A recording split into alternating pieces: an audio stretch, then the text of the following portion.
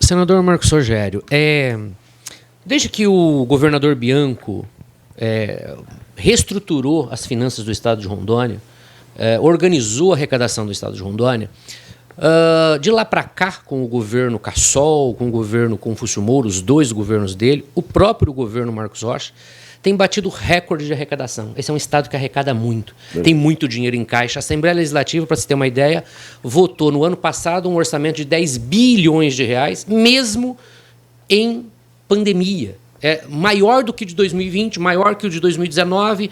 O estado de Rondônia cresce a sua riqueza, o PIB, acima de 5%. Quando o Brasil tem recessão, Rondônia cresce 2%, 3%.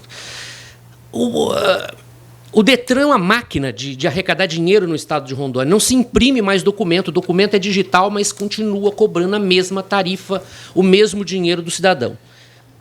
O governo Bolsonaro meio que fez a contramão disso, aprovando fim de alguns impostos. Diminuiu o imposto, fez gestos de diminuir a carga tributária. No seu entendimento, é possível fazer esse gesto em Rondônia? Não porque o governo federal mandou via lei que o Congresso aprovou, mas a atitude de Rondônia, o governo estudar a casa, cortar o que tem que cortar e desonerar um pouco o cidadão que está na ponta. Lubiana, você toca num assunto que é fundamental. Governar é fazer escolhas. E eu acho que o governo de Rondônia tem que fazer uma escolha fundamental. Sair do cangote do contribuinte. Sair do cangote do empresário. É lamentável que o estado de Rondônia só tenha reduzido o preço dos combustíveis, ou seja, reduzido o ICMS, depois que o Congresso Nacional e o presidente da República assinou uma lei determinando que o fizesse.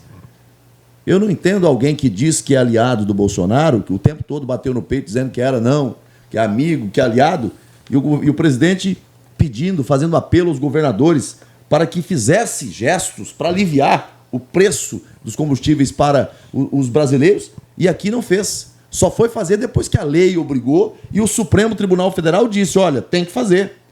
Mas, enquanto isso, continuou arrancando o couro dos rondonienses com ICMS lá em cima e o preço dos combustíveis nas alturas.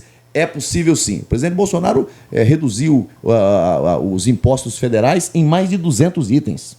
Em mais de 200 itens. Você fala de um tema, por exemplo, a questão do ICMS. Pesa muito. Pesa sobre tudo, bens que circulam no estado, o ICMS pesa muito. Agora, vou dar um exemplo aqui. O jovem que quer trabalhar hoje, às vezes ele precisa de uma carteira de motorista para poder ter um emprego, vai ver quanto custa a carteira de motorista.